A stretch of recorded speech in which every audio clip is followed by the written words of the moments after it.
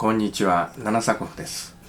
これまでのコンピューターと自動演奏ピアノとは違う新しい試みです。ピアノ協奏曲のオーケストラアンサンブルをコンピューターと DAW 6つのスピーカーで疑似体験する、名付けてバーチャルオーケストラ。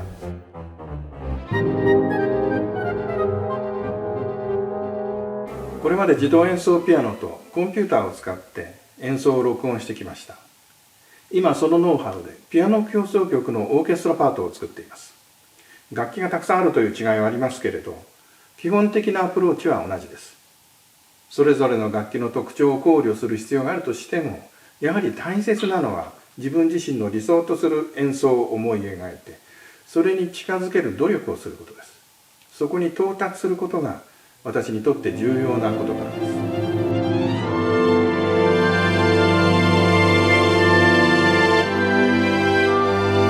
具体的にはオーケストラの楽譜をデータ化して6つのスピーカー、つまりステレオ3セットを配置してオーケストラの立体的な音響を再現したいと思っています。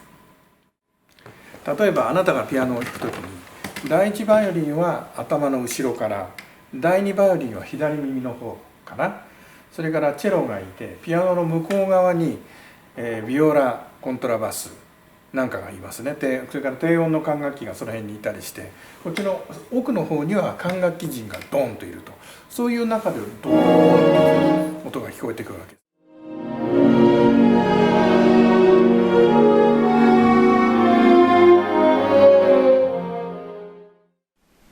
す。オーケストラの音とは言ってもデジタルサンプリングですので、本物のオーケストラには遠く及ばないわけですけれども、それでもいろいろな方向から音が聞こえてくるっていうような立体的な環境の中でピアニストに練習をしてもらいたいというのがこの始めた理由です。それでオーケストラの練習場、リハーサルに行った時にですね、リハーサルと本番とで萎縮しないように、もう経験を積んだプロはもうそういうことはないんでしょうけれども、これから出ていく人ですね、コンクール受けるとかハイアマチュアとか、コンチェルトやるぞみたいな時に、あらかじめこちらでこういったツールでですね、なんていうか整えておくというようなそれでピアニストを送り出してあげたいというふうに思っています。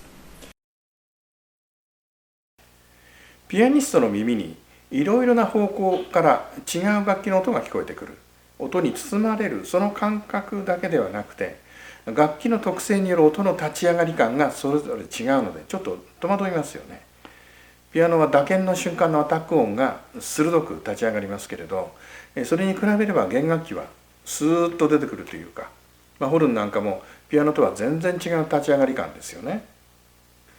そういう立ち上がり感の違う楽器とアンサンブルする練習をしておいた方が良い。実際にピアニストと一緒に練習するまでの手順はこうです。まず私が大体標準的なテンポとタイミングでオーケストラ部分を制作して音源を提供します。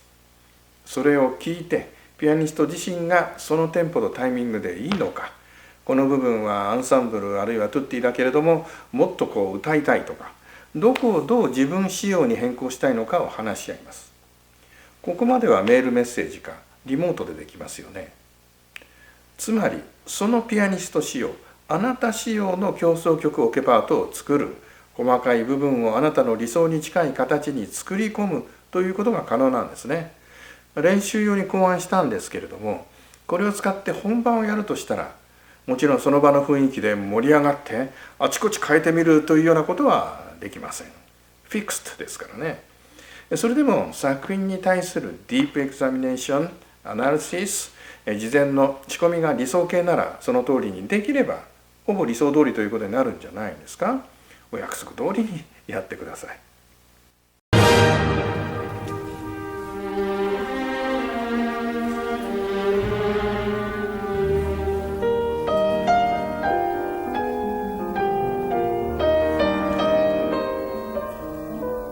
まだ制作中や編集前のデータだけの作品も多いんですけれど、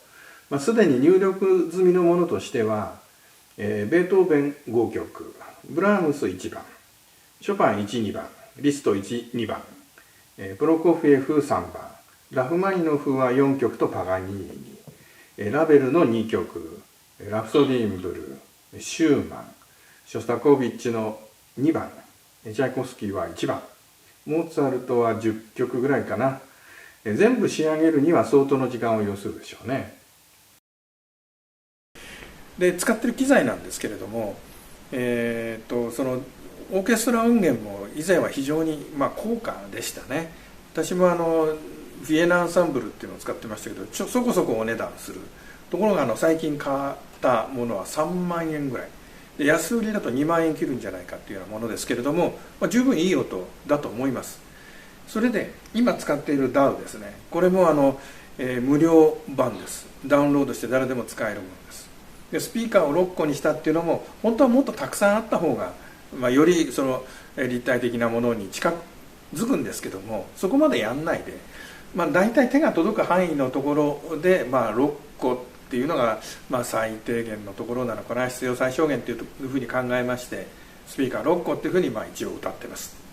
それでそのシステム全体をですね、数年後に私の作ったデータも含めて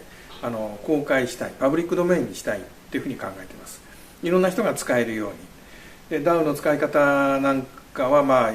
さっと使えないかもしれませんけれども、大体のポイントについてはYouTube でレクチャーのようなものをするっていうことをやればですね、自分でやらなくてもボーイフレンドかガーフレンド、何かパートナーにこちらをやってもらって自分はピアノを弾くっていうようなことでもいいんじゃないかというふうに思っています。2025年9月にピアニストのリサイタルでこのバーチャルオーケストラを使ったデモンストレーションをさせていただく予定です。その際はどうぞお出かけいただきご覧ください。武蔵野文化会館小ホールです。